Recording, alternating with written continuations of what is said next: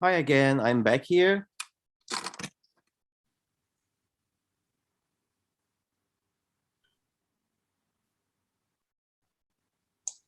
Shall I share my screen? Irene, if you like, before you do this, I can share my screen to introduce you. Okay.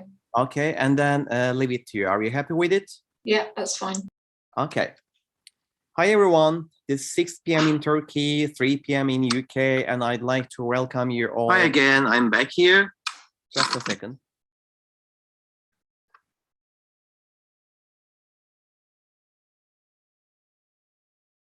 Okay, I hope we don't have any technical issues. I think I corrected it.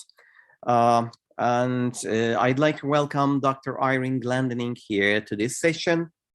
Today we will talk about ethical publishing and avoiding predatory publishers. If you don't mind, I'd like to share my screen to introduce Dr. Glendinning to you.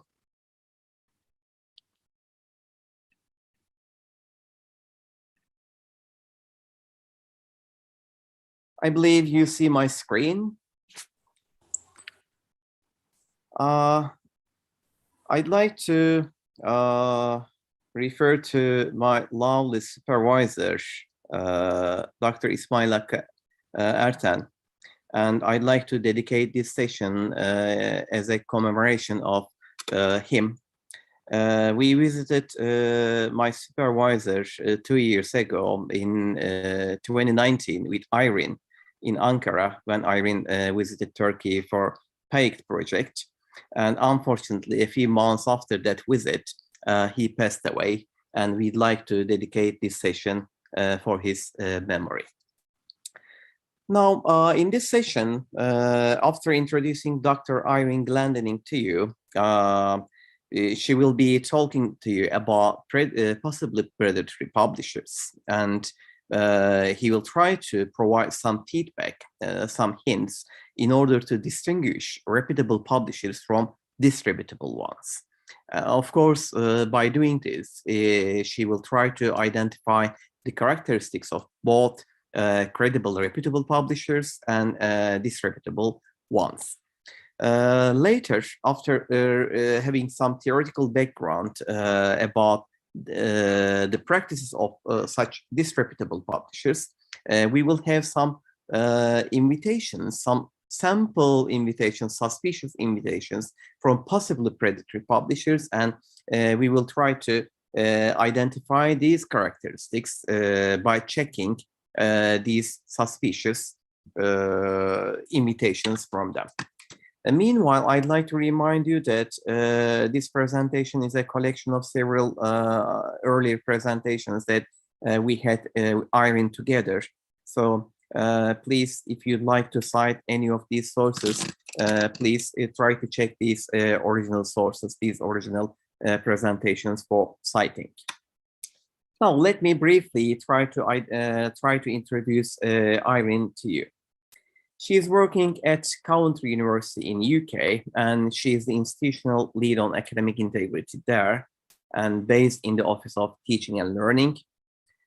Indeed, she has worked in higher education for more than 3 decades, but surprisingly, she started as a lecturer in computer scientist. And until 2010s, she managed different academic portfolios covering undergraduate and postgraduate thought programs and international partnerships. Then she became the principal investigator and project manager for the Erasmus-funded project, Policies, Impact of Policies for Plagiarism in Higher Education across Europe. Indeed, this project was followed by several other projects, not only supported by Erasmus, but also supported by Council of Europe later on. She's actively involved in several research initiatives concerning strategies and policies for improving academic integrity and reducing corruption in education. Now, I'd like to also refer to the working group under European Network for Academic Integrity. The working group specifically focuses on integrity in academic dissemination and publishing. To my knowledge, recently the working group has 17 members with various background, and Dr. Irene Glendinning is leading this group. By the help of the practices of this working group, there we are trying to identify the strategies of disreputable publishers and providing much better opportunities, publishing opportunities specifically by supporting early career researchers. In today's session, our main focus will be on raising awareness about the dangers of predatory publishers. Now, I'd like to leave this stage to Dr. Irene Glendinning. And Irene, it's our pleasure to see you here once again, to welcome you once again in this course. Yes, please. And it's very much my pleasure to be here and lovely to see you all. So can you see my screen? Let's just check first of all. Yes, good. Okay.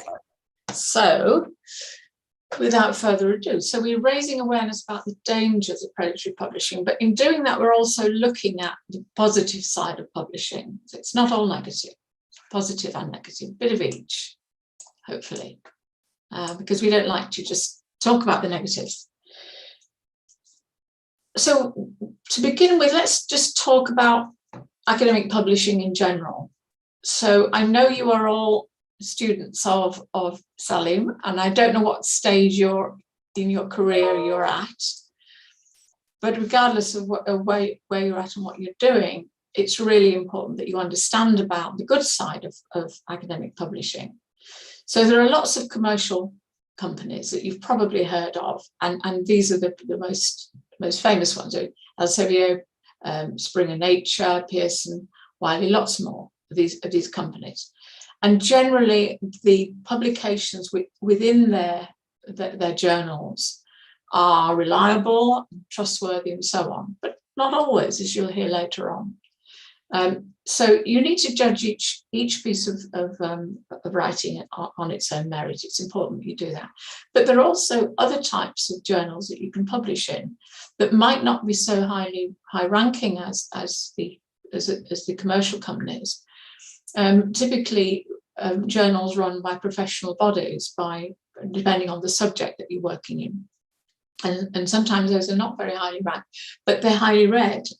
So it depends on whether you're interested in getting the kudos from the high ranking, or whether you're interested in having your work read by people who you want to influence, or people who really need to see what you've been researching. There are lots of different funding models. So because research and publishing has to be paid for, and so there are different funding models. There is, what we'd like is for everything to be completely open access. And the open access movement is very, very important. And often if you publish in a professional body journal, it doesn't cost you anything to do that. Sometimes there might be a small fee. But that means that somebody else is doing the work of that journal for free, and they're doing it on a voluntary basis. And certainly I work for various different journals, and I've done peer reviewing and so on for different journals, for both commercial journals and for free journals. And the work of volunteers is very, very important in making sure that the system works. But basically, professional companies, they provide a service that costs money, and therefore somebody has to pay for it. So there are different ways of funding. So there's green open access, there's gold, hybrid, platinum. Some of those have an embargo period on. And if you want to read about all the different funding models, there is a source there that you can go to, and there's a references at the end of the presentation. Basically, the gold, the green open access, I'm trying to remember which is which. I get confused between the different ones. But anyway, have a read through that and be clear about it. Some of them will have an article processing charge. And the article processing charge may be paid by you as the author, or it might be paid from the research that you've been conducting. Your institution might be kind enough to pay it. The platinum version of the funding model, generally it's paid for by benefactors rather than by the individuals.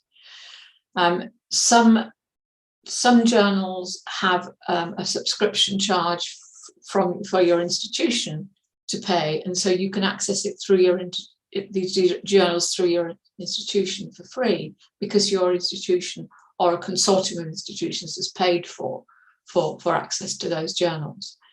And there are some countries that come into agreements with the various publishing companies to arrange for access to journals so that individuals don't have to pay.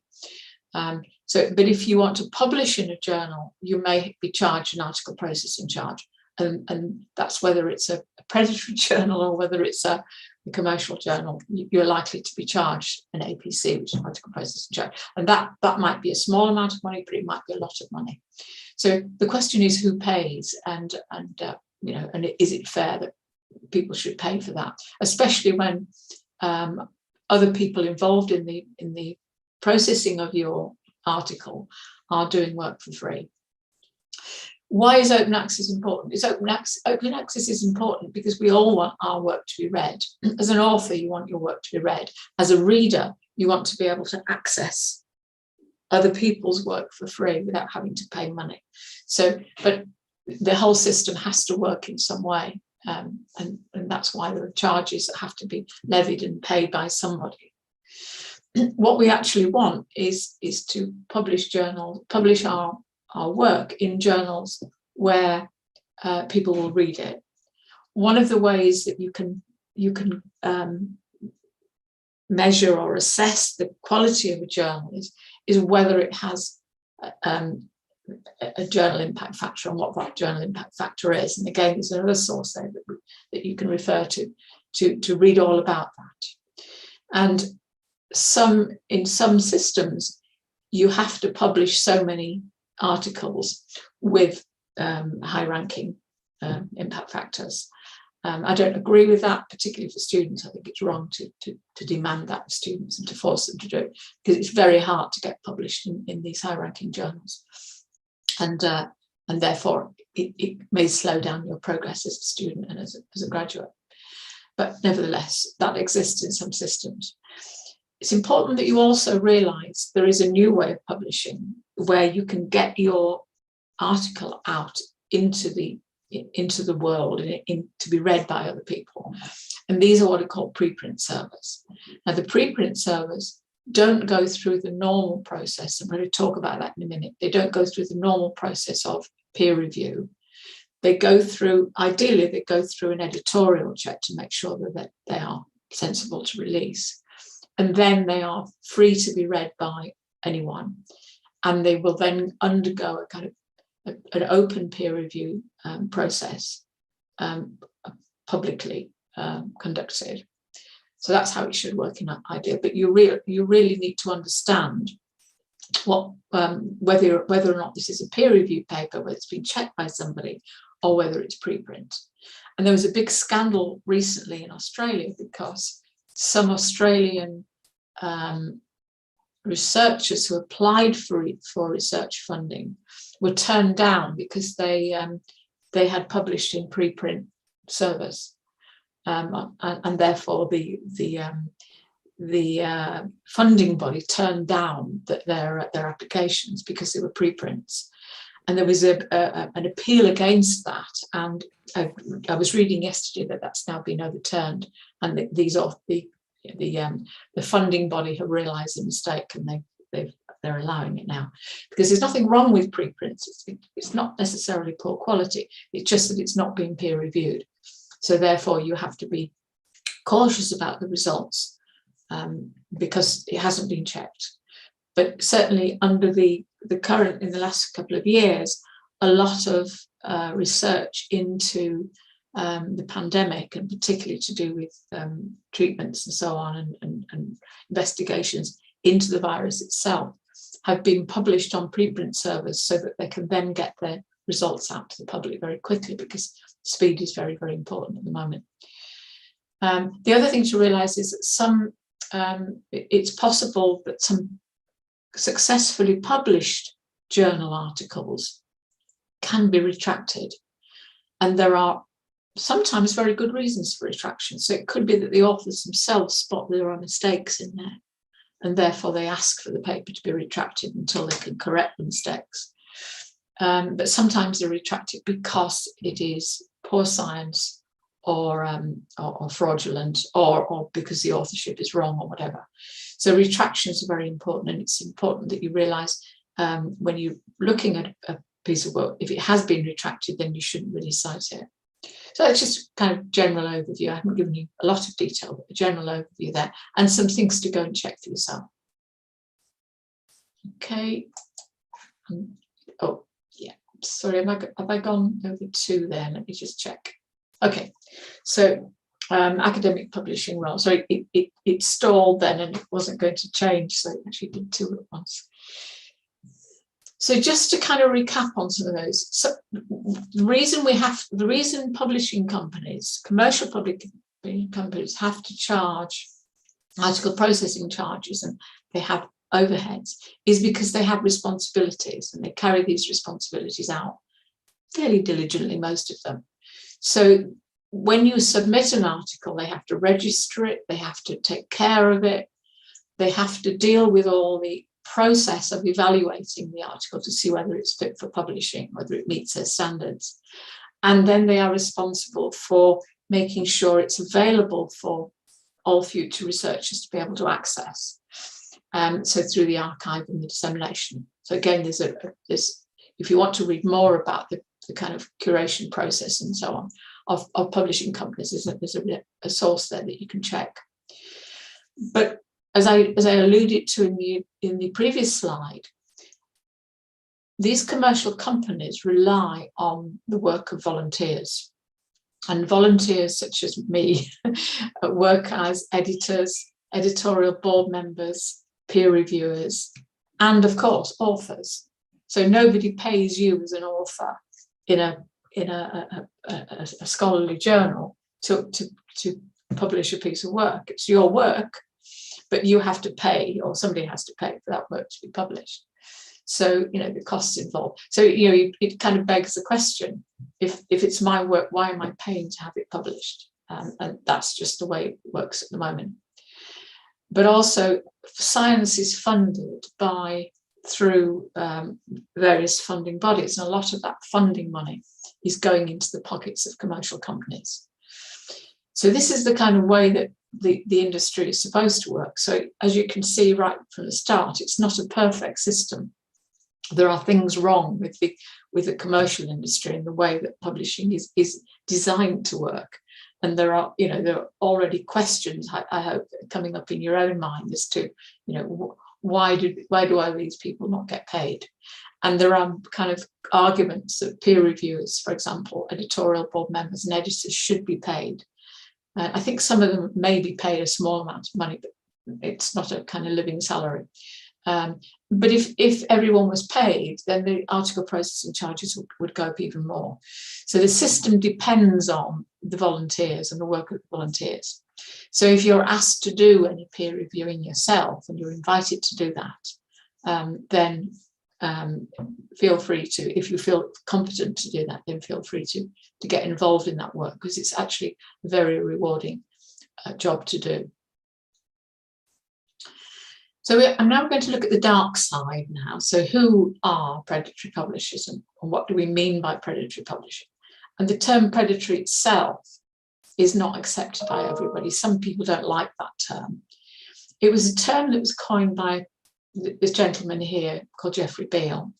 So he was a librarian at the University of Colorado in Denver. He's now retired. And he had a blog, and he also maintained a blacklist of potential, possible, probable predatory open access publishing. So the open access movement, although it was a really good thing to do to make sure that everyone had access to new research, and also researchers had channels in order to get their research to other people who wanted to read it. It also opened the door for these predatory publishers and poor quality publishers.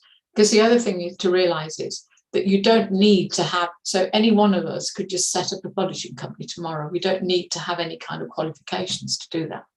So I could decide I want to set up my own publishing company, and I don't have to provide any kind of evidence of my expertise to doing that. So that's what these companies have done. They've set up in order to, because they've seen a way of making money out of researchers and academics and students.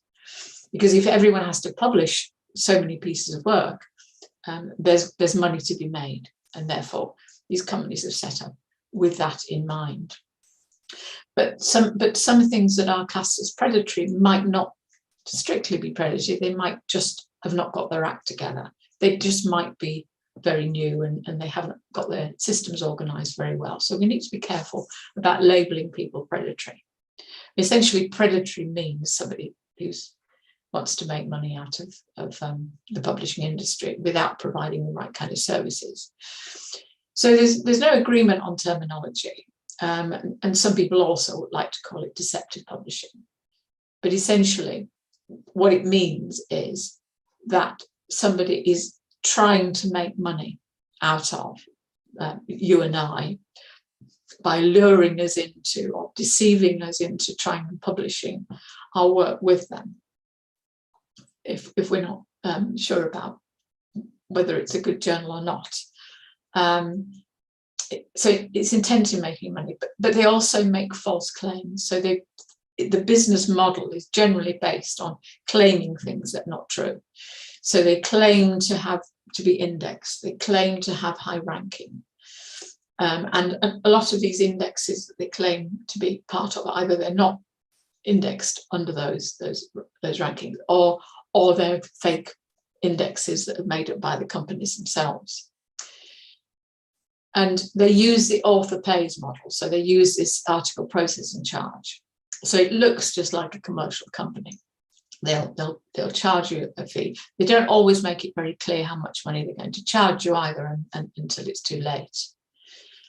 They're also related to predatory journals. There are also predatory conferences where they invite you to conferences. The same thing applies, where they charge you a lot of money. It's generally in somewhere nice where you'd want to go and be a tourist. And so they lure people in that way. And the statement here, predatory journals consider money far more important than business ethics, research ethics, and so on. So essentially, they don't provide the services that they say they will do.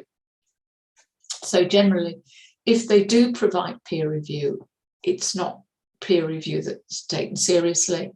They don't listen to the peer reviewers. They will publish anyway. So let's just look at how the publication process should be managed, first of all. So I've talked a little bit about peer review, and some of you may be aware of what peer review is already, but just to be clear about what we mean. So a single blind peer review is where the reviewer knows who the author is, but the author will not know who the reviewer is. So that's single blind. That can be problematic because the reviewer might be prejudiced against the author. They might feel that the author is a competitor, and therefore they might be rude about their research or might not value their research enough. So there are slight problems with that.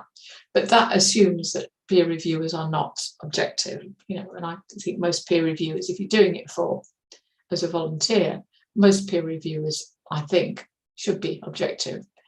A double-blind peer review is where the author doesn't know who the reviewer is, and the reviewer doesn't know who the author is. So most peer review is double-blind. It's like that. But sometimes you can guess who the author is. There might be clues in the writing, but technically you don't know who that is. And that the theory behind that is that you can be more objective about the work if you don't know who it is. You might be less likely to be prejudiced if it's somebody that you know or somebody that you don't know. Open peer review is where everybody knows who everybody is, and the kind of preprints are based on an open peer review system where it's published, the authors are known, and then the peer reviews come in afterwards in an open way. And that's post-publication peer review I've just described. But open peer review is where everybody knows who everyone is. And there is another type of peer review that's not listed here, which I've come across recently, and that is where you're told as an author, it's done as a double blind, but you're told that when the paper is published, your review, your role as a reviewer will be published with the, not the review itself, but your role as a reviewer will be published with the paper itself. So that's another form there. So there are variations on that. But the idea of the peer review process is for an expert in the field, or generally two experts in the field, to comment on the paper. And it's an important part of the process. It's not there just to find fault with the paper. It's there to decide whether the paper is accurate, to make suggestions as to how it can be improved, and generally to make sure that any papers that go out for the journal, or indeed for the, from the publisher, are fit to be published. And if the peer review process is circumvented, so if it doesn't operate as intended, then it can mean that papers can be published that are not fit for publication. So they might contain inaccuracies. They might contain fake science, for example, and there might be mistakes in there which will deceive other people.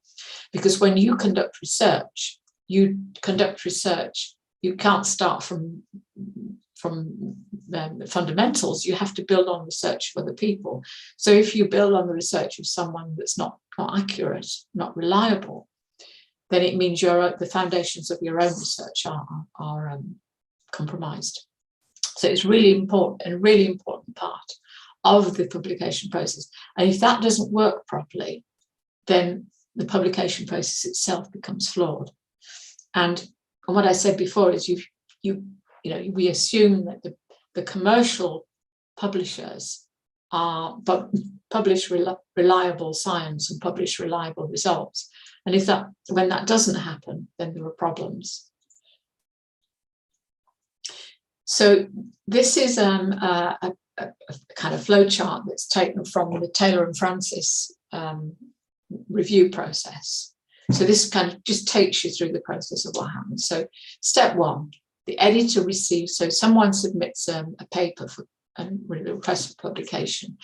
The editor will do a desk check. So the editor check, step two, will check whether the contents of the paper roughly fits the journal's aims, but will not look at the paper's details, but we'll check whether or not it's kind of, they may pass it back at that point and say it really isn't fit for this, it's not suitable for this journal, but we suggest you try this other journal or whatever, or can we pass it to another journal if there's another one in the series that fits it better. The editor will then select some reviewers, and either 2 or 3 reviewers, and these are reviewers who are experts in this field. And so if you're ever asked to do a peer review, you have to be confident that you're okay with that. But also if you feel you might know the authors of the paper, then you have to express your kind of potential conflict of interest. So they will then agree or not agree to do the reviews. And you can imagine how long this all takes. So the reviewers will then independently review the paper, provide comments to both the editor and the authors, suggestions for how to improve it, questions for the authors if things are not very clear, and then they will decide what their own decision is. And of course, you will get reviews from 2 or 3 different reviewers. So the editor will then look at under step 5, the editor will look at the reviews and then look at the different opinions, and there may be conflicting opinions. So the reviewer then may ask for another review to come in, if there are conflicting opinions. And then they will decide what the final outcome will be for this paper, and will pass the paper back to the authors, who will then be asked to respond to all the different reviews. And if, as long as it's not rejected at that stage, they can then make amendments, and then it goes around the cycle again. It takes quite a few, minimum sort of 2 weeks for a reviewer to come back generally, sometimes more than that. So you can see that cycle will take a very long time, particularly if it has to go back a second time and have or even a third time before the paper is eventually accepted. So once it's accepted, it will then move into the production stage, and then there'll be further reviews and further edits and further proofreading and checks and editorial checks before it's published. So it takes a very long time, even if it's an e-journal, even if it's not a printed copy, it takes months rather than days to go through that cycle and before a paper is published. So it's really important. So you can see there's quite a lot of work involved there for the editor, but also for the peer reviewers as well. So this question is about post-publication peer reviews. So in terms of if you put a preprint out without being peer reviewed, is it reliable? Is it possible? So before you can get a paper indexed by the index service, it has to be a peer-reviewed paper. And as I said earlier on, it doesn't necessarily mean just because something's been peer-reviewed that it's perfect. Sometimes peer reviewers can be quite careless. Sometimes they peer review articles that they're not expert in. Sometimes peer reviewers nominate their friends to peer review for them, and that they don't do a particularly strong job of it. So just because it's peer reviewed, it doesn't mean it's a strong paper. But generally, if the system's working well, it will weed out the weak papers. So in terms of this question, articles are considered reviewed only after they're reviewed by 2 members of the board of reviewers in this particular example, and there's another reference there to clarivate about steps to writing a post-publication peer review. But generally, if it's been peer reviewed, it should be fit to index. So in terms of the publication process followed by predatory publishers, it's a different matter.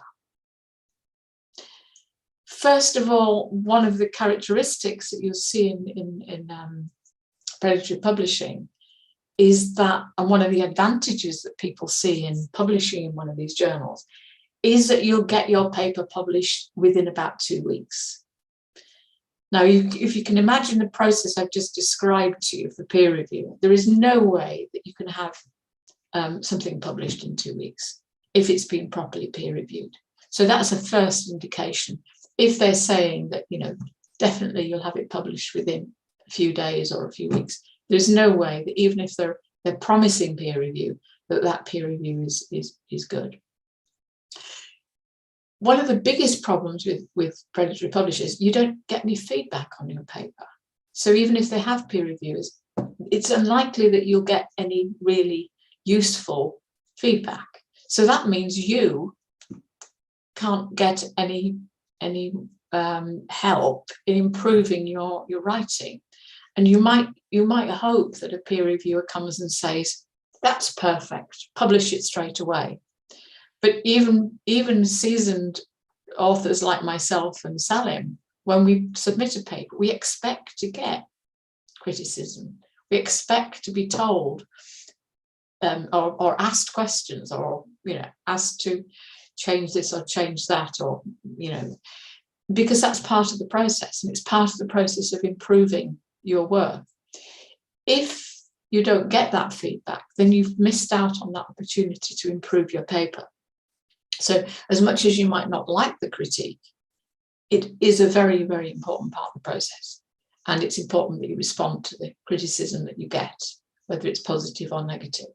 Because usually the papers that come into predatory journals are published just exactly as they've been submitted. So you really need to think about the advantages of the peer review system and how that works, and how that contributes to your to improving your writing skills, to improving your referencing skills, for example, to develop your skills as not just as a writer, but also as as a researcher in terms of the analysis that you do and the way you present the results. So the predatory publishers don't provide any of that. They don't give you that feedback as an author or as a researcher. And so they're not helping your development in your career, but they're taking the money off you and pretending to be doing that for you. But they're not actually contributing anything to you as a researcher and a writer, as an academic. So why, if they're so bad, then why do people resort to using them? Why are there so many of them, of these companies? Because there are thousands of them. So why are there so many of them? So why are there so many? Okay, could someone turn off their mic? Someone turn off their mic. We're getting wonderful echoes. Thank you. I think you did it. Thank you very much. That's a wonderful sound. It's like looking at yourself in a mirror, isn't it? Just infinity. So why do authors choose them? So sometimes authors choose potentially predatory journals. That's what the PPJ stands for. Why do? Sometimes it's because they don't understand, and that's why it's important that I do sessions like this for young researchers, and Salim does them as well quite a lot. It's important that we raise awareness, and if you are responsible in your roles, your current roles or future roles, for young researchers, then it's important that you help to pass on the knowledge as well. Because we don't want people to publish in these journals because they're ignorant, because they don't understand, because they're throwing their money away. They're not going to get any advantage from using a journal. For a start off, nobody's going to read their work, which is really what, if you, no point in writing something, nobody's going to read it. So, it's important that they don't throw their money away and they don't waste their effort and time writing something that nobody's ever going to see. Sometimes people publish there because they need to have publications. And these are rules that I think are dangerous rules, where you expect every academic to publish so many journals in high-ranking journals, or or publish full stop, because that drives these companies. It drives the deception as well. It means that people will publish in these journals just to get up their publication count. Sometimes it's just to keep their job. So in some countries, academics need to publish so many journal papers a year just to stay in post. But sometimes you can't get a promotion in your post. So say if you want a professorship, you can't gain a professorship without a strong publication record. And not all institutions and countries see the difference between predatory journals and reputable journals. Sometimes people publish because they want to enhance their CV. They want to really they want to show a lot of publications on their CV, and they want to enhance their reputation. In China, for example, and there are other countries, but in China, what they're trying to do in China is to raise the country's reputation for research. So they're giving all researchers cash bonus for getting indexed papers published, and that's driving these predatory publishers. But it's also driving other behaviour, which I'll tell you about in a few minutes, where there is deceit among the commercial companies, particularly from Chinese researchers, because they get money. The more they publish, the more money they get. And in the case of Turkey, I know, and in some other countries as well, you have to publish in some kind of journal in order to get your doctorate. And I think the number of papers varies according to the institutions, but I think that's a mistake to expect doctoral candidates to have to publish in a high-ranking journal. I think that's just so unfair, because it's really hard to do that, particularly in some subjects. But some people choose a predatory journal because it's so easy to get published, whereas if you published in a high-ranking reputable journal, you could take months and months and months, even years, before you actually got published. So it's a quick way to get published. You don't need to worry about peer review, but then you don't get the feedback. And sometimes people couldn't possibly get published in a high-ranking journal because what they're trying to publish is complete rubbish. So in that case, pseudoscience, that's the only option you have, because nobody's going to publish that anyway. So lots of reasons, but all of these reasons are driving the success of these companies, and we need to try to stem the success of these companies. Most predatory publishers don't care about who is going to read. They just want the money from the authors. So, that's all they care about, is just making money from the authors. They're not interested in curating your work so that it'll be there in the future for other people to read it. But also, a lot of these journals are so diverse in terms of the subjects that they publish that nobody would think to read those journals anyway. So it's a waste of time. A lot of money, public funding, but also personal funding goes into these companies. So they're making money out of individuals, but they're also making money out of research funding. No rigorous peer review and editing. We've talked a lot about that, so that's really important. But they're also deceiving. They're making misleading claims. So this is in 2015. Over 80,000 predatory journals. And we don't know how many of those are independent or whether they're all associated with the same company. But that has risen to 400,000 articles per year, something like that, over 400,000, published within these journals, according to that source that was published in 2019. So not a huge number of articles that are published in these disreputable or predatory journals. So what can be done about it? So running sessions like this, raising awareness, and please pass the word on to anyone you know, whether it's colleagues that you're working with. Understanding how you detect a predatory journal, what is the difference between them, and why it's dangerous, or why it's not sensible to pay them your money and for whatever service they provide. But we need to persuade governments and institutions to stop these incentives that cause the drive for people to use them.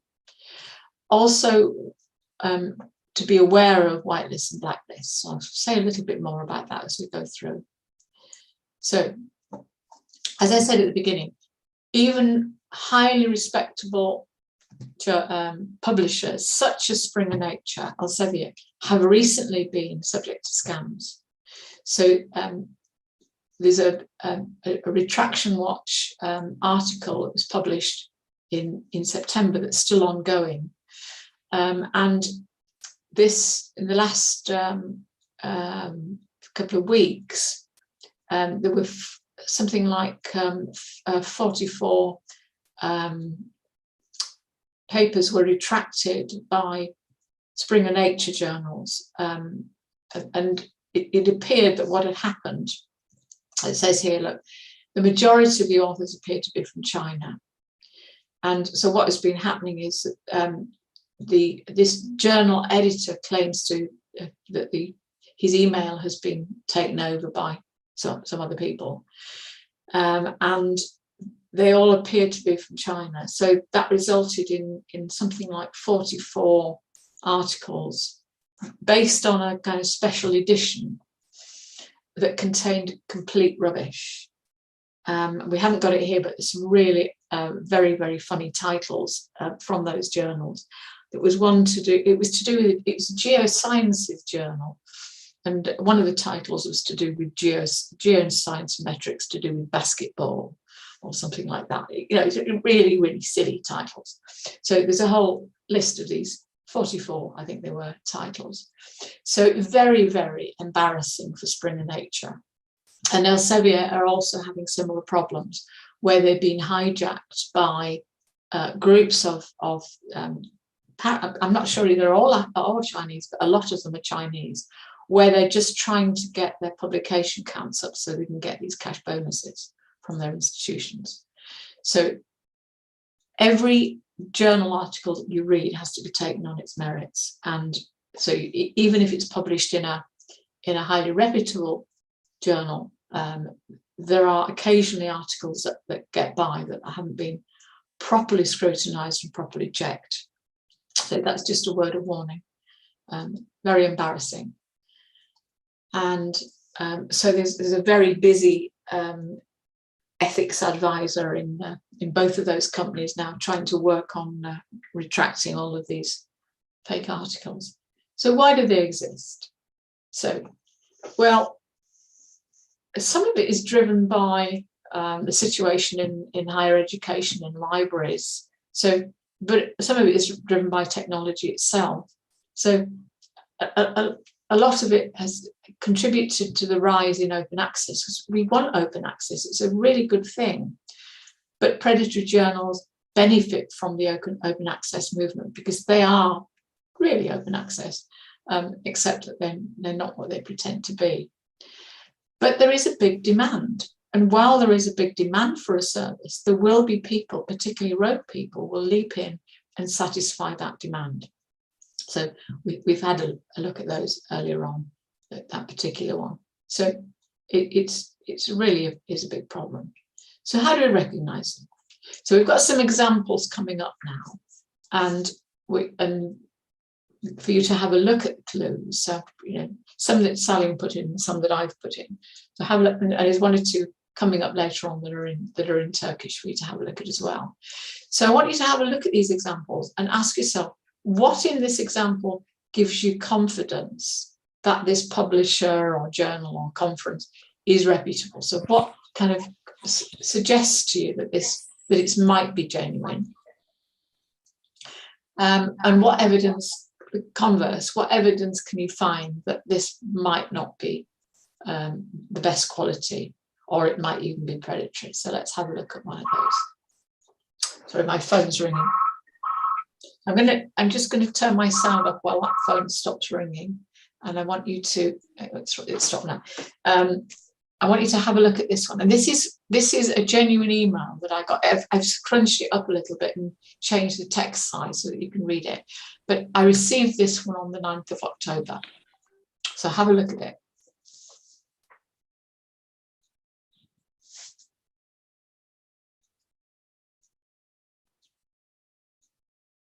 So, anybody got any thoughts on this? Open your mic and talk if you've got it. Put your hand up if you prefer first.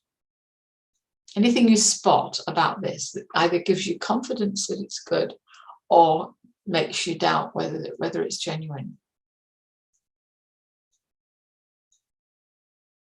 Do you understand it, for starters? How good's your English? Hawa, do you want to talk? No? Your mic just came on. Anyone, any thoughts about this? Hey guys, it's exam time. Yes, my first impression is like that it's not so, I don't know, I won't expect to have such an email from a very reliable institution or journal. Okay. So it doesn't seem very quite reliable to me. I'm not sure though. Okay. Can you spot anything in the actual way it's written that looks very strange? It looks like a commercial, something like this. There are some spots, some items, and it talks about money. It does. Yeah, it certainly is. It isn't the right tone, is it really? It's not the right tone. So this is a conference, but anything really, really obvious. Do you know what a TCP/KN is? I haven't a clue. So, do you want to be a TCP/KN? Salim, do you know what a TCP/KN is? Probably KN, they use it as a keynote speaker. Probably KN is a keynote, maybe. Yeah, but I have no idea about TPC. No, don't know what. So we don't know what that means. Look at the pink box, the very bright pink box. This is the 7th. Social is spelt wrongly. Contemporary is spelt wrongly. Social science and contemporary. And I know they're Chinese, but even so, you'd think they would take a bit of care about getting the spelling right. Where? So on the second line of the pale pink, it should say study, but it actually says Atody fields. Certification, yeah. Yeah. So there's lots of spelling mistakes in there. If you start to look, there's lots of spelling mistakes. We need author's original paper, no copy, written in English. So the conference is going to be held in November. And this has been sent to me on the 9th of October. Do you think I've got time? No. So it's very short time. So they just want my money. They don't mention money though, waiting for me. So very definitely, I'm not going to that conference. You'll be delighted to know I've decided not to go to that conference. So, but anyway, why would I? So I get a lot of emails like that. And it's just very, very, very sad that people think I might be taken in by that. I don't know who would be, but maybe somebody who doesn't speak English who's pretty desperate. So here's some ideas. So one of them, if you want to look at a journal, to try to decide which journal to use, you could ask somebody, you could ask Salim, you could ask someone else, you could ask your teacher, you could ask someone who you respect whether they know the journal. You could go to the journal itself and you could read some articles in that journal and see what kind of quality there is in those articles and whether the subjects are right as well, because that will tell you whether or not they're likely to be read by people who you want to read your research. Can you contact the publisher? Is the publisher's name displayed on the journal? Have they got an email? And where is that email? Where is the telephone? Which country is it in? Is it clear about the type of peer review? So if you go onto the website of the journal, is there a website? Go onto the website, what does it tell you about the peer review? What does it tell you? You can look at the lead times of the journals, how often they publish. And that will tell you about whether it's, even if they claim to give peer review, whether it's sensible that they'll do it properly. Because if it's a short time period, they're not going to have time to do it. Are articles indexed in the services that you use? So the indexes that you respect and so on. Do they use those indexes? Is it genuine? Can you go to that index and can you find it? So is it a false claim? You can go to a whitelist, and we'll talk about some whitelists in a minute. So you can go to a whitelist and see whether it's in a whitelist. That means a whitelist means it's an acceptable, it's deemed as an acceptable journal. But you've got to be careful about that because they're not always fully accurate. And sometimes you will get journals that are in a whitelist that have been hijacked. So although they might appear to be correct, they won't necessarily be right now. Now, is it clear what fees you'll be charged? And are those fees sensible? Sometimes these predatory journals don't charge a huge amount of money, and sometimes they do, but often they're not very clear about what fees they are charging. Because if you think about it, if they can attract thousands and thousands of people to submit articles at a small fee, they can make their money that way. So it doesn't have to be a huge fee. Do you recognize, and this is my favorite hobby, so I like to go to the editorial board. Because what they do, a lot of these journals, these predatory journals or these poor quality journals, they will make up editorial boards. So the editorial board are the group of people that help to manage the journal, help to manage the peer review process and so on. So they like to have respectable people on their editorial boards. So if you go into the website and look at the editorial board, and have a look and see who these people are. And I often look at a journal, I go into the editorial board and I'll find a particular person or a few people within the editorial board, and I will email those people and say, do you really realize that you're a member of the editorial board of this journal, which I think is a predatory journal? And I've never found one yet who knows they're on the editorial board. And normally what happens is they'll come back to me and say, how do I get off that? How do I how do I make sure they take me off the, because this is going to ruin my reputation if I'm seen to be part of it.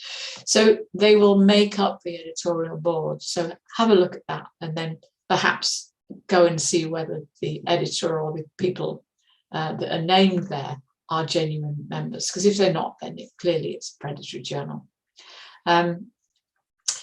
Is the publisher a member of the Committee on Publication Ethics? And there's an article that you can look there. So the Committee on Publication Ethics is really rather important, because this is a body, a kind of voluntary body that looks after the interests of the publication industry. And so if they're not a member of the Committee on Publication Ethics, which is abbreviated to COPE, and they're not following the COPE guidance on how publishers should behave, then they're not fit to use. And so even if they're not predatory, if they're not following the COPE rules, then you shouldn't really have anything to do with them. So blacklist and whitelist. So Geoffrey Beale had a blacklist, and he made him quite a target for various journals, particularly journals that were kind of on the edge of being predatory. So he often was threatened with legal action by companies that were on his blacklist. But equally well, people who run whitelists get threatened with legal action for not listing people on the whitelist. So it's actually quite a dangerous job to maintain a blacklist or a whitelist, because you get threatened with legal action either way, either because you listed somebody on a blacklist or you haven't listed somebody on a whitelist. So it's actually, but there are some blacklists and whitelists around. Beale's list is still continuing, although Geoffrey Beale himself is not running it. So you can actually go and have a look at the list, and you can see his original list when he retired, but you can also see the updated list now that someone else is running for him, not for him, taken over from him. But there's also quite a few whitelists that you can. The Cabell's list is actually you have to pay to go in there, but there are some whitelists that are free that you can go in and explore. So if you not sure whether a journal is right or not, you can actually go and try and find a blacklist or a whitelist and see whether it's on there, and that will give you some kind of confidence as to whether your judgment is right. So let's look at some of the characteristics. We talked about some of them already. There are some problems with some of the checklists because poor quality journals are, some poor quality journals are indexed. They might have been hijacked. And so, and there's a whole article there, a really interesting article by Hannon, where that's a really interesting one to read, is that source. I know Salim's read it, haven't you? I think that the Hannon one, because that one, it tells about a story about this chap who put in a completely fake article and tried to get it published in various journals, and he succeeded in getting it published despite the fact it was completely nonsensical in some index journals. So that's really an interesting one to read if you're interested in this topic. So the various publisher website and so on might be inaccurate, and also their claims that they do things like the claim that they're indexed, the claims that the peer review is carried out may not be true, or if it is carried out, it might not be done with sufficient rigor. Yeah, we've talked about that, the invented. So the names of these journals are really interesting, because a lot of them call themselves by these really non-meaningful names. So they frequently have international in their title, because that kind of gives them some kind of kudos. They might call themselves multi or interdisciplinary, something like that.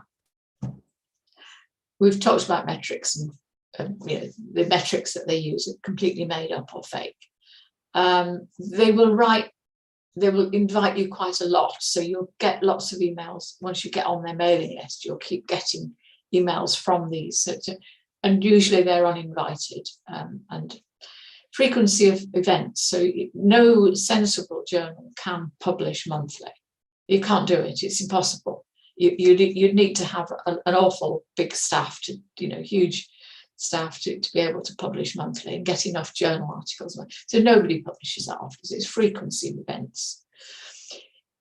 I frequently get invitations from agriculture and forestry, despite the fact my background is education and computer science. So if you've been invited to publish in something that's nothing to do with your subject, or if they publish on everything, very broad, then don't go anywhere near them. Poor spelling and grammar, you've seen that in that particular one I showed you, that email inviting me to a conference. Sometimes you'll get personal emails, Yahoo, Gmail, and so on, rather than a corporate email address. Sometimes it'll be you'll get different people named in the emails, and particularly if it's coming from India or China or somewhere like that, you'll get anglicised names on there. I will certainly anyway, because they pretend they're in the States or in the UK, where they're not. If you actually look more deeply, you'll find that this company is registered in India rather than in California. So all those kind of things. So lack of clarity about fees and expenses. So often they will flatter you. They will be terribly polite. They will say how wonderful your research is. They'll even perhaps investigate some research you've submitted somewhere and tell you how wonderful they thought this article was, and therefore they're inviting you to edit a special edition or be on the editorial board or be a keynote speaker. So if it sounds too good to be true, it probably is. And there's some additional tips there. There's another source there that you can check. So this is one that I think Salim found, which is quite nicely put together. So that I won't bother reading all of that, but you'll have a copy of this afterwards and you can have a look at these. So some of these are things I've already mentioned, but there's some different ones in there as well. So have a look at this. Is really, and again, the source is there as well. So there's lots of clues and lots of things to help you to be able to identify whether it's good or bad. One of the problems with these lists is they get out of date is the biggest thing. Just keeping them up to date is, and therefore, but the fact that if you're running one of these whitelists or blacklists, you're frequently targeted by disreputable or predatory companies, and they threaten to sue you. And because they're actually making a lot of money, they've probably got more money than you have. So it's not a good idea to run a whitelist or a blacklist. And I do respect and admire the people that take that risk and do it. There's no consensus about what is meant by predatory, but there's a whole list of things that kind of suggest poor quality. So if it's poor quality, whether it's predatory or not, don't go anywhere near it. Sometimes, and this is a point that was made to me when I interviewed various people from the publishing industry about predatory, what they were saying was, if you're a new journal just setting up, you might not have all your systems set up. And so they were saying, we don't want to discourage new good quality journals from setting up. Therefore, branding new journals that haven't really got themselves established yet as predatory is not very helpful. But nevertheless, you really wouldn't want to publish in something that wasn't reputable. Impact factors and listings, the criteria for listing in impact factors does not necessarily include predatory journals, and there are some that creep in there, so you have to be really careful. And the fact that there is a very, very strong demand for predatory journals because it's so easy to publish in them, even though you have to pay for it, and because it's so hard to publish in reputable journals. So lots of problems with all of those things. And at this point, I'm going to hand over, I think, to Salim. I'm going to stay on the call now for another kind of 25 minutes or so, but I'm here. And I'm going to hand over and Salim's going to take over. So I'm going to stop sharing my screen. If you want to Yeah, yes, please. If you stop sharing, I'll arrange it then. Okay. Thank you. Perfect. Okay. As you see, we are collaborating. Irene and myself are collaborating here in terms of increasing your awareness relating to ethical publishing practices and providing you some tips to avoid predatory publishers. I am working at the Department of English Language Teaching, and as we said at the beginning of the session, Irene started her career as an IT specialist. So when you check our capabilities and skills, you recognize that indeed our fields are not that close to each other. However, we are combining our forces here. Indeed, that's what we do under the European Network for Academic Integrity. As academics from different disciplines, we combine our forces in order to provide some new insight to the promotion of academic integrity. So we are collaborating. We are talking about interdisciplinary sciences here, or a multidisciplinary approach. However, we have a reason to do this. We have an umbrella term. The umbrella term that we benefit here is academic integrity. However, if you check the practices of predatory publishers or predatory conferences, you will easily recognize that they love the word multidisciplinary or interdisciplinary. They'll be inviting people, any academic, to their conferences by using the term multidisciplinary, because in this way they'll be finding new customers. I'll call them as customers, not as academics, because they are searching for customers. So specifically, when you see the term interdisciplinary or multidisciplinary, please check for any reason for collaboration. Do we really need to collaborate under this theme? If there is a necessity, then it might be acceptable. However, then you should have a big question mark in your mind. Okay, moving forward to some examples of suspicious marketing. These are some emails, email invitations that I borrowed from my mailbox. Indeed, I received this email last year, and as you see, the person that sent the email referring to a journal and referring to a publisher here, and asking me to send a manuscript. Irene, it's in Turkish, but I'm going to translate into English some important points here. Asking me to submit a manuscript by the 25th of November. And the special issue will be published in December. So it means that in less than a month, they'll be publishing a special issue. And what they claim here is the journal Ambient Science is indexed by Emerging Sources Citation Index, which is covered by Web of Science. So indeed, this is showing the problems. I mean, the question marks that we have in our mind. So either blacklist or whitelist, they cannot provide a solution to the problem. Now, as a responsible academic receiving such an email, what do I do before I respond? I mean, before sending or before thinking about sending a manuscript for them. Okay, I check their web pages. This is their web page. As you see, they are using the logo of Thomson Reuters here. So if you check, they'll be claiming that they are indexed by Emerging Sources Citation Index. However, Irene already warned you about it. They might be claiming it on their web pages, but what about double checking it? So what do? I go to Web of Science group master journal list and type the name of the journal there. You should have ISBN numbers and the other numbers if necessary to check it against.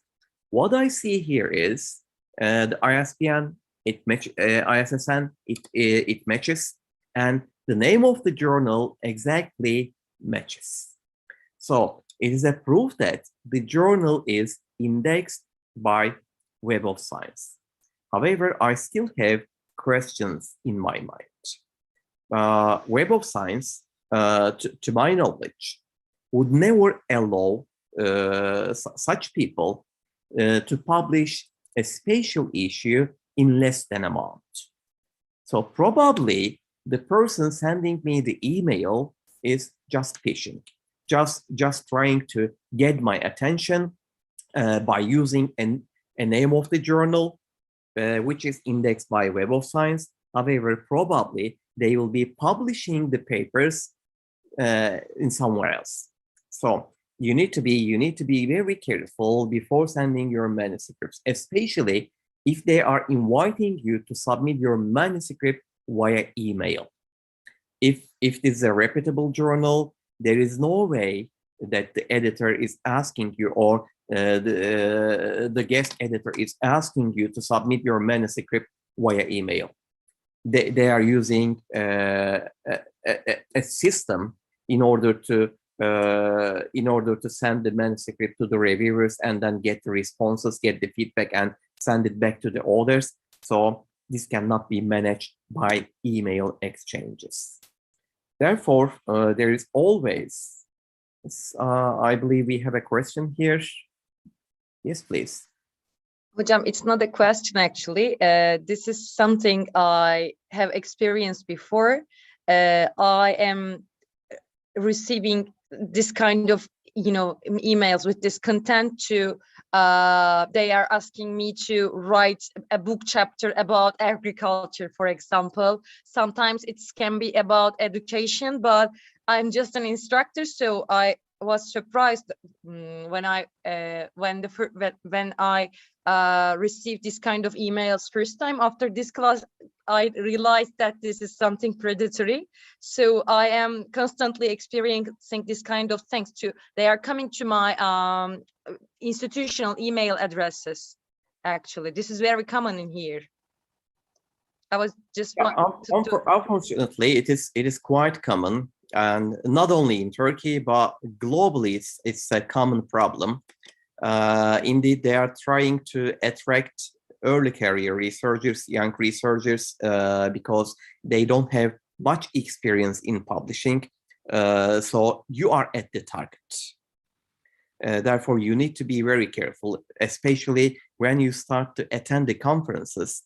What they do is they check the email list, they borrow email lists from the participants of conferences, or they borrow email lists from the publishers, and then specifically target people who start publishing practices. So you will definitely be at the target, and I'll be showing you some more examples in order to increase your awareness, in order to call your attention to the issues that you need to be careful. Okay, so this was only one example. Now, once again, we are moving back to the indexes, and Irene previously referred to the publication by Patwardhan, which was published in 2019. Please remember, it was published by Nature, one of the most credible, most reliable journals in academia. And here we know that from the findings of Patwardhan, we know that 1/3 of the articles, I mean the predatory articles, they are published in India. And every year we have more than 400,000 articles published by predatory journals.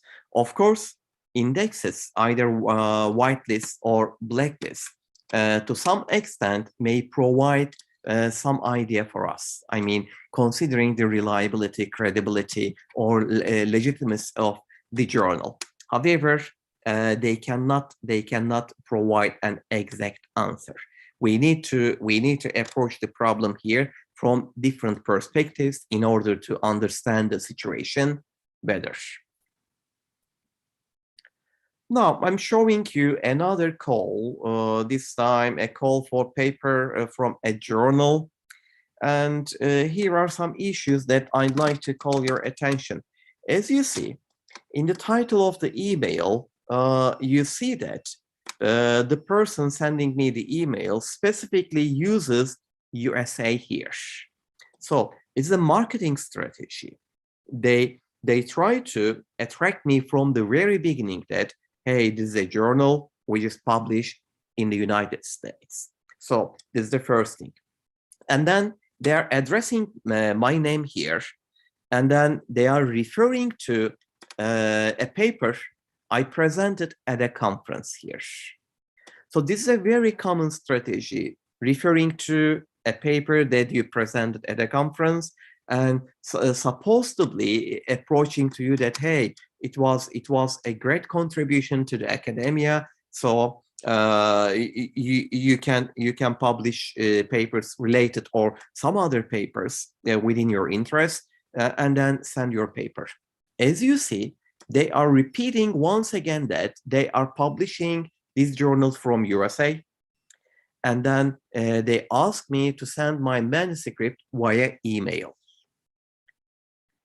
Highlight once again in the text, it is from USA, books from you and your friends in USA. And then they are suggesting me for some additional roles, such as, for example, asking me to become a reviewer for their journal, even to be involved in their editorial board. If you do not contribute to a journal in either as a reviewer or as an author, then why do you invite you to be involved in the editorial board? It doesn't make sense. As you see, in the signature session, they are once again referring to a USA address. So assuming that they are publishing this journal from the USA. So it's a marketing strategy. After receiving this email, so what can I do?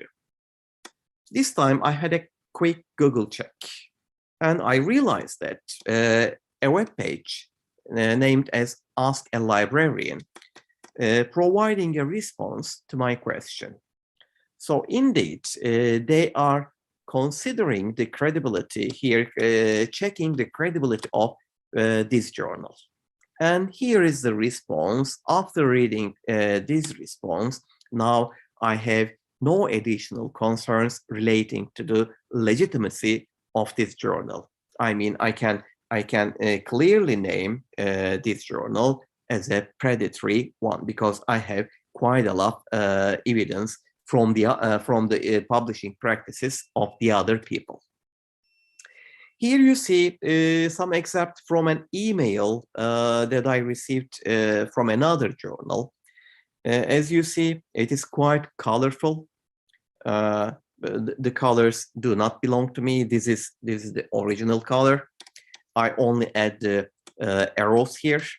They are referring to publication frequency. It is monthly. Remember what Irene said.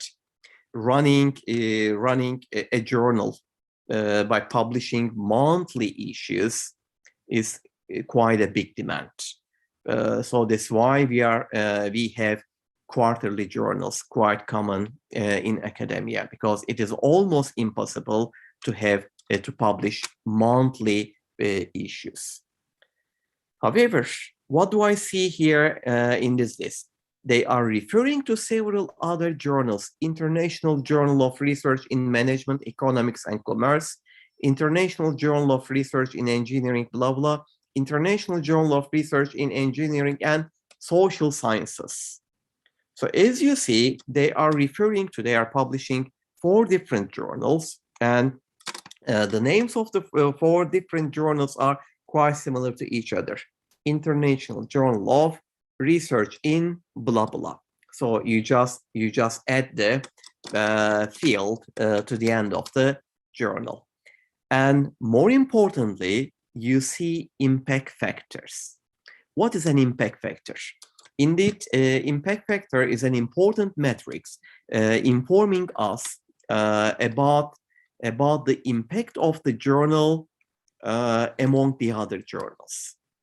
So if the impact factor is high, we understand that the journal is contributing to academia, to the related discipline in a significant manner. However, be careful.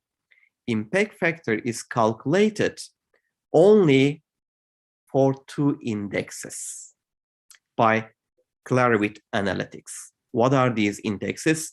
The first one is Science Citation Index Expanded, shortly known as SCIE. And the second one is Social Science Citation Index, shortly known as SSCI.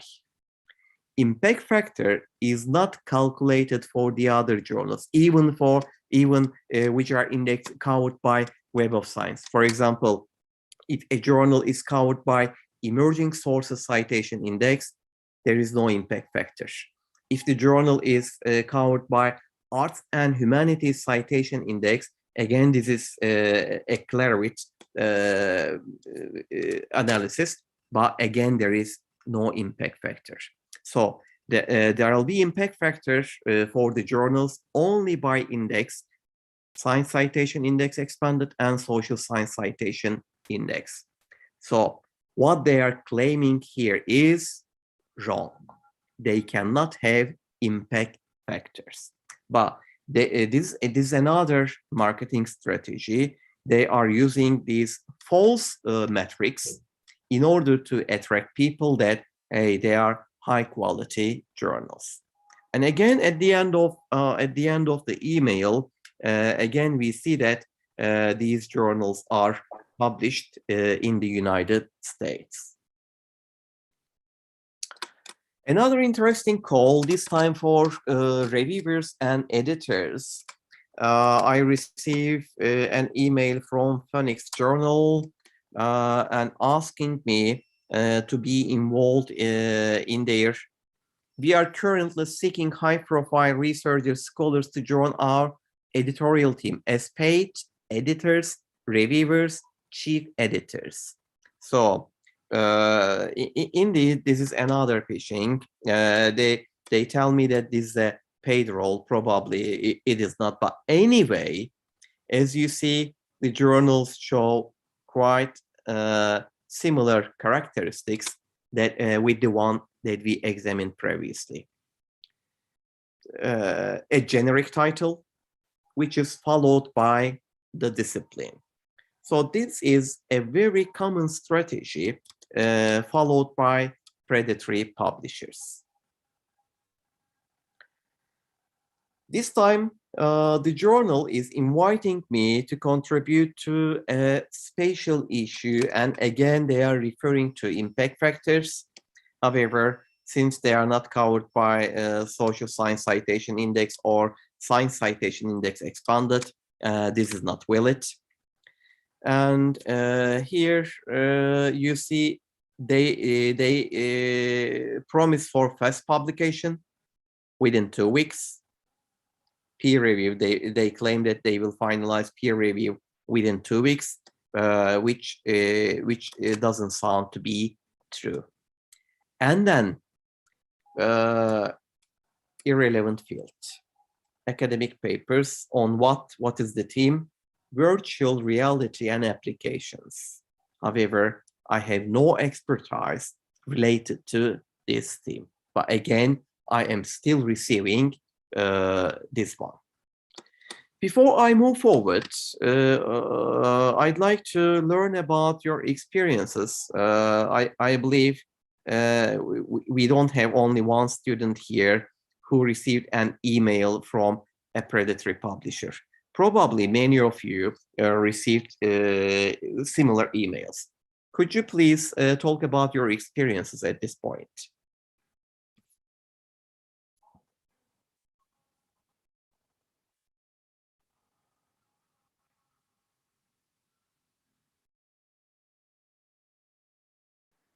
Hocam, actually, I got the same emails. Like, actually, I was checking my mailbox to see, a concrete example to share with you, but I deleted all of them because I ignored them mostly. As you mentioned this one earlier, I haven't noticed that it was so common, but yes, we have in my institutional email, I have lots of examples of it, even from different departments and in different fields, as you mentioned, like science, IT, agriculture, and other fields as well. Okay, thank you. Hocam, if you wish, I can show one of them. It's about eğitim bilimleri, but it is in Turkish, not in English. They are asking for the book chapters writing. It was an invitation. So I have a similar sample here. Maybe we can talk about my sample here. Maybe it is the same email that we received. But I'm going to show some emails relating to book chapter invitations. Irene, this is quite popular in Turkey. By the way, we have only 3 or 4 minutes for you, Irene. So if you'd like to have any concluding remarks, if you like, I can leave the word to you, and then we can continue with the rest of the examples. What do you think, Irene? No, it's fine. Just carry on. That's absolutely fine. That's Okay. good. I was just looking up Phoenix journals to see whether I could find anything out about it, and see whether I could, because what I suspect they were doing there in that Phoenix journal one, I suspect they were just trying to harvest CVs from people and then put them on the website anyway. So if you'd replied, they'd just add you to their editorial board. So I was just going to check whether that's what they'd done. But Okay, maybe you find some. I'll look it up. Yeah, I'll continue to look on it. So I just want to say thank you for listening to what I've had to say, and I hope that was useful. And I hope you'll never ever submit to a predatory journal. Has anyone ever submitted to one? I hope not. But please pass the word on to all your friends as well, and make sure everyone understands why it's such an important subject. So lovely to meet you all. Okay, thank you, Irene. It was an amazing session, and you contributed significantly. You extended our vision relating to ethical publication practices. So we'd like to thank you once again here. It's always a pleasure. Before you leave, let me ask our students whether they have any questions, any specific questions to you, please. Guys, do you have any questions to Irene? Because she's supposed to be leaving now to attend another meeting. No, thank you for your contribution. Thank you very much. It's a great pleasure. Thank you. Thank you. Thank you very much. Thanks, Sam. Okay, so thank you, Irene. We'll talk soon. Bye-bye. Bye-bye. See you again. Take good care, please. Okay, let's have some more samples here. What do I have? A possibly predatory journal webpage. You see the webpage. If you are visiting the webpage of a predatory journal, probably you will see that you will find it quite colorful. So you see a colorful webpage here, and of course they will be referring to some fake indexes and some fake metrics. For example, they are referring to an impact factor here, 69, Google-based impact factor, which I have no idea what it is, but impact factor is possible only for social science citation index and science citation index journals. So you see the common characteristics of possibly predatory journal webpage here. Of course, without checking the details of the webpage, I mean, checking the articles, checking their other publication practices, it may not be appropriate to claim any journal as predatory. So before you decide, please consider the criteria that Irene provided previously. and then decide. Apart from predatory publishers, you also be knowledgeable about hijacked journals. What do we mean by hijacked journals? Indeed, there are some publishers with bad intentions. Indeed, they are not publishers. They are just bad people trying to benefit from academia. What do? They copy the web page of a legitimate journal. They use the same name and then create a web page. It might be a similar looking web page, or might be strikingly different. However, they'll be using the name of the original journal. For example, Wolfania journal is very popular among hijacked journals. Indeed, Wolfania journal is a credible journal. However, these people create a new web page under the name of the Wolfania journal and then send phishing emails to researchers, to academics, inviting them to submit their papers to Wolfania journal. Of course, receiving this email, academics may think that they are receiving invitation from a credible journal, from a reputable journal.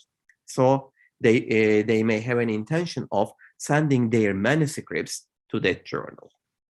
However, indeed, they'll be sending manuscripts to hijacked journals, of course, which is not indexed. At the target for hijacked journals, the journals which are not very active on the internet, they are at more target. Because these people will be creating lively web pages for the journals and benefiting from this gap. However, if you are receiving emails from reputable journals, for example, considering our field, for example, you receive an email from ELT journal inviting you to submit a manuscript. It never happens. You might be receiving email invitations for special issue contributions. However, for regular issues, you never receive emails from reputable journals. I mean, when you become a very famous researcher at that time, of course, you might be receiving such emails, but as a young researcher, you never receive an email from a reputable journal to send a manuscript to their regular issues. You should receive email only for special issue contributions. Now, another one, this time relating to a conference invitation. Here, as you see, I am receiving an invitation, and they are on behalf of the conference organizing committee. They are organizing a conference in China, and they do not specify any discipline here. And later, they asked me to name myself as a keynote speaker. So I'll be sending a submission to them so that they will assign me as a keynote speaker. Conference organizers do not find keynote speakers in this way. Suppose, for example, I'm organizing a conference. I identify the team for the conference, and considering the team, I check globally who might contribute at best to this team. And then I email this person personally, inviting him or her to attend the conference and to deliver the keynote speech. Keynote speaker invitations are not done in this manner. However, of course, when you want to be involved as a keynote speaker, probably they will be charging you more because you are a keynote speaker. Another invitation, and you see that this time again, there is no team, and I don't have any information about the keynote speakers here. When you receive an invitation from conference organizers, please check the team and check the invited speakers, both keynote speakers and plenary speakers. Do they really promise to be contributing to this team? This is very important. If you cannot relate invited speakers with the team, probably there is something wrong with this conference. So it is a good criterion for us in order to spot predatory conference organizers. And here also you see a WhatsApp number. I never tried contacting conference organizers through WhatsApp. You should submit your manuscript by using their submission system, but it seems that they will be receiving submissions via WhatsApp here. And then at the end of the email, as you see, they provide information about their upcoming conferences. They're organizing a conference in Bangkok, New York, Las Vegas, Vienna, Paris. What do you think about these locations?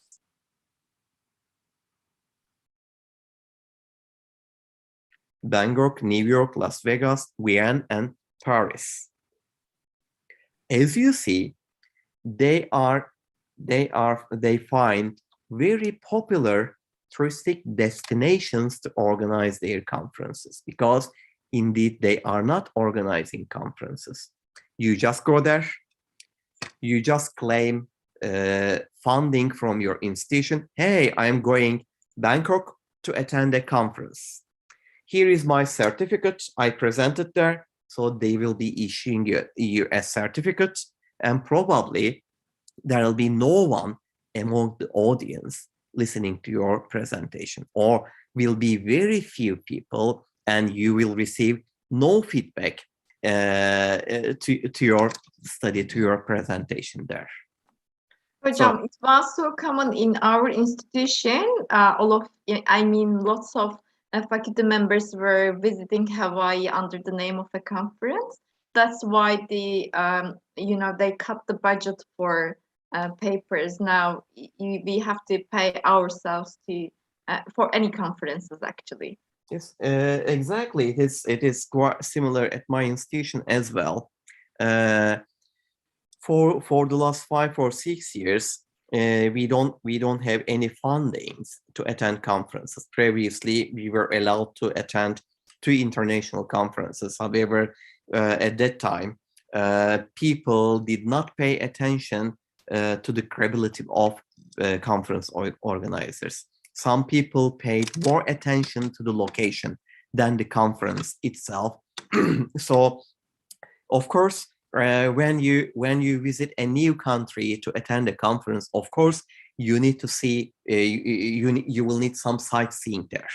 You need to interact with the local people. You need to see what's going on there. Maybe you need to visit a few schools, a few universities to learn about their practices. This is quite acceptable. However, the main reason for you being there is attending a conference. So the priority should be on presenting and receiving feedback for your topic. So that was the failure. Another invitation from a conference organizer, however, this time Google informs me that this message seems dangerous. So why is it dangerous? This time, they tell me that the organizing committee sponsors are responsible for participants via processing for those who require a visa. Free round-trip air tickets. I am receiving an invitation from someone whom I don't know, and the person claims that they'll be providing a free round-trip air ticket for me. Why do they do this? I didn't contact them, of course, but if I had responded to their email, probably they would ask for my credit card, the details of my credit card, and they would steal my credit card information. To my understanding, it is different from the earlier examples. The earlier examples were referring to predatory conference organizers. However, this time we are facing some people who are trying to steal our personal information. This is my understanding of the situation. And as a PhD student, I believe you will be receiving emails from vanity publishers as well. What do we mean by a vanity publisher? Remember, so far we had a few examples from predatory publishers, predatory journals. They ask you to send a manuscript and they claim for very fast peer review. So what do we see regarding the practice of predatory publishers? They claim for very fast peer review. However, when it comes to vanity publishers, they never claim for peer review. You send your work to them and they publish it. It is that simple. However, publishing a book or publishing a chapter by using their platforms will not contribute to you, because they won't publish your work. I mean, they'll be publishing a single copy. Indeed, it's not a publication, it is printing out. They'll be printing out a single copy for you and then selling this single copy to you, because you will be paying them. And then they will be getting the copyright of your work, and they'll be promoting your book on Amazon. If anyone wants to buy your book, they will do the same. They'll print out another book and then send it to the related person. This is how they work their publishing process. But although they do not claim for peer review, please avoid them, because they won't contribute you to disseminate your research. No one will read your research if you publish it from vanity publishers. Now, I'd like to call your attention to a prerequisite by our university. In order to obtain your postgraduate degree, your PhD degree, you are expected to publish before you defend your thesis. So indeed, I informed our rectorate and the graduate school about this policy. Of course, the reason behind this policy is quite positive. Assuming that we are encouraging our students to publish, so encouraging publication. However, we need to be very careful here. Suppose, for example, Özgür, are you still here? Yes, hocam, I'm here. Okay, Özgür is my PhD student. And suppose I encourage Özgür to publish a paper from his PhD project. And I encourage him to submit it to a reputable journal. Probably it will take for about 1 year for Özgür, at least 1 year, to finalize the peer review process and to get his paper published by this reputable journal.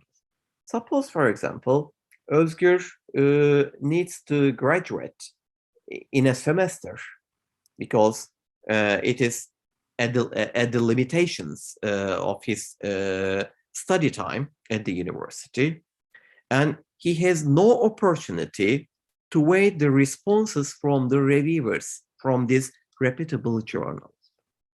If we have such a regulation, such a prerequisite, then we will be encouraging Özgür to contact the other publishers. less reputable ones, or maybe predatory ones, because Özgür needs fast publication, otherwise he won't be able to defend his thesis. Therefore, we need to be very careful here, especially if you are publishing a paper from your thesis. It is very important for you.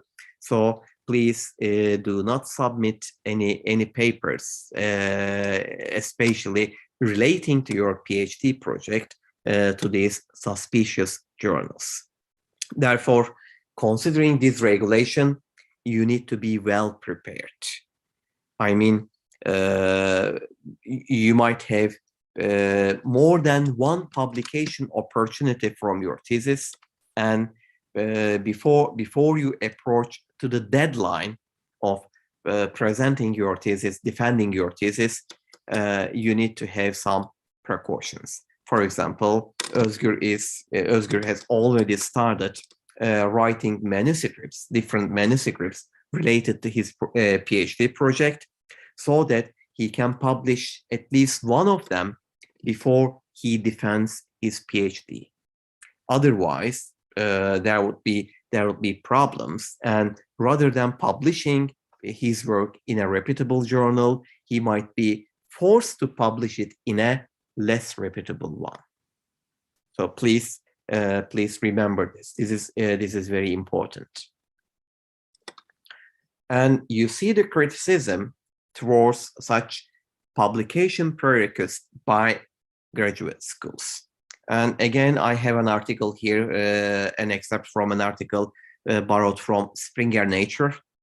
And the author Moradi is criticizing publication prerequisites, and to him, it shouldn't be a concern to obtain a PhD. Otherwise, unfortunately, we might be encouraging our students for less credible publications. Here are 3 links for your information. I'm not going to click them here, but for your reference, I'll keep them here. So after this session, if you like, you can check them so that you decide whether these are predatory, poor, or disreputable journals. Be careful. We cannot use predatory and poor or disreputable journals as interchangeable. Predatory journals, the publishers of the predatory journals, the main intention is taking your money. So they are concerned with financial issues. However, it may not be the case for poor journals. Poor journals might be simply trying to publish articles without paying attention to academic merits. So we need to discriminate them from each other. Now, I'd like to stop here and respond to your questions if you have any.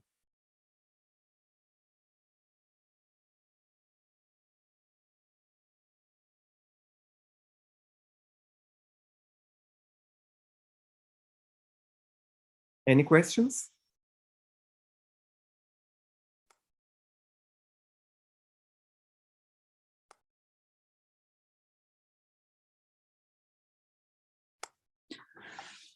Hocam, this is so new to us. That's why, I guess. Okay, so because we don't have a paper yet. Actually, that's why we have. Yeah. Sorry? Any of our papers? Yes, we don't have Yani any. our, like the friends that I know in this group, we don't have a published paper yet. Oh, you haven't published so far. No. Why not? You already have an MA thesis, and you should have done an amazing job with your MA thesis. So why don't you consider publishing the findings of your MA thesis, for example? And I know that you are also doing great jobs with your assignments. I know you are doing this for my course, but not only for my course, you have several other courses that you are taking this semester, and here are some people who took some other courses last semester. So why don't you consider publishing your papers? Hocam, may I I guess ask lack of something? guidance. Yes, please.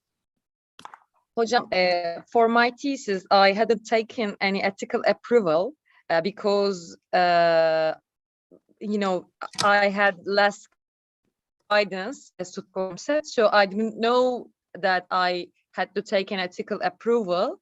That's why if I mean, turned it into a paper, research paper, they will ask me for approval, but it was about 2 years ago, and it's not possible for me to take an ethical approval for my thesis study. So unfortunately, I can't publish or use it as a paper.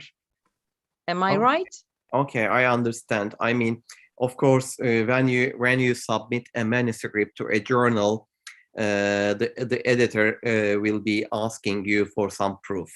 If it involves human as a subject or animal as a Yes, hocam. subject, then you need to show them the ethical approval.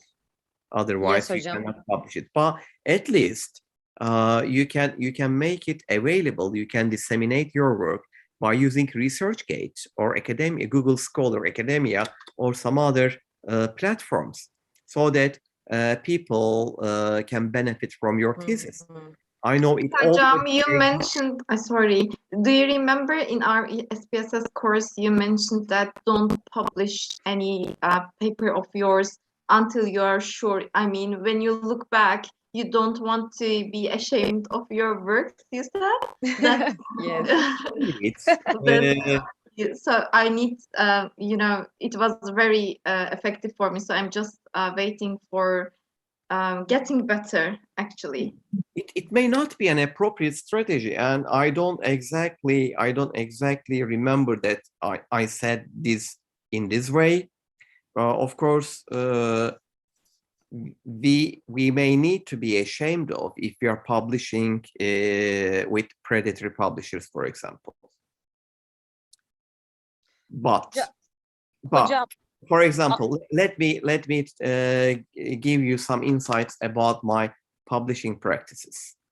I published my first article in 2004 before defending my MA thesis, and this was illustrating the assessment procedure that I followed in my MA thesis. And of course, when I read this paper now, after several years, I see that I wouldn't write this sentence right now. I wouldn't write this paper in this way. I would organize my ideas differently or change the methodology of this paper. However, be careful. At that time, I wrote it as an MA student. Now I am an associate professor. So when I check the publications in different years, indeed, I can see my own progress.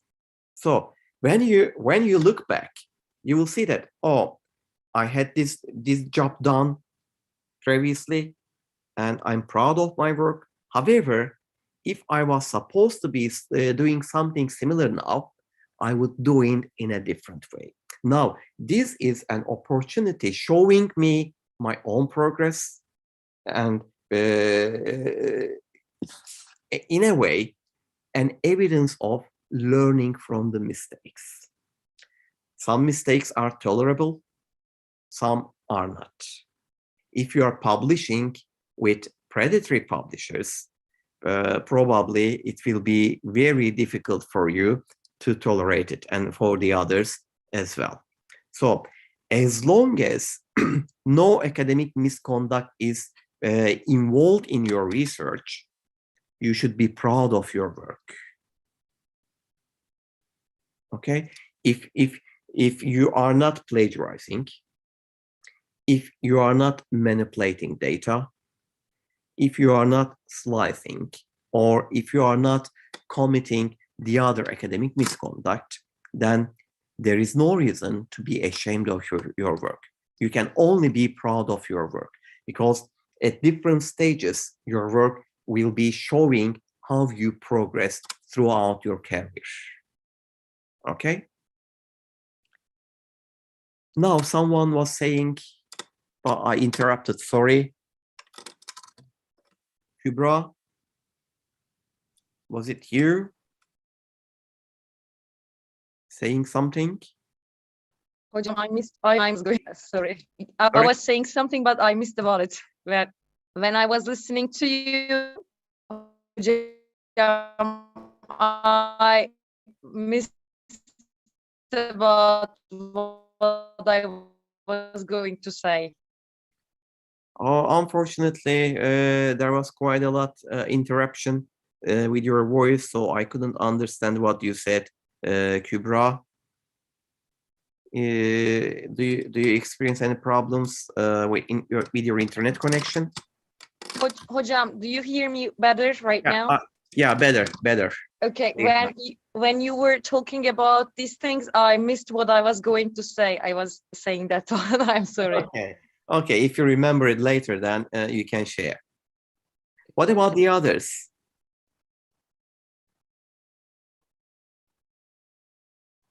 Any other contribution from the others?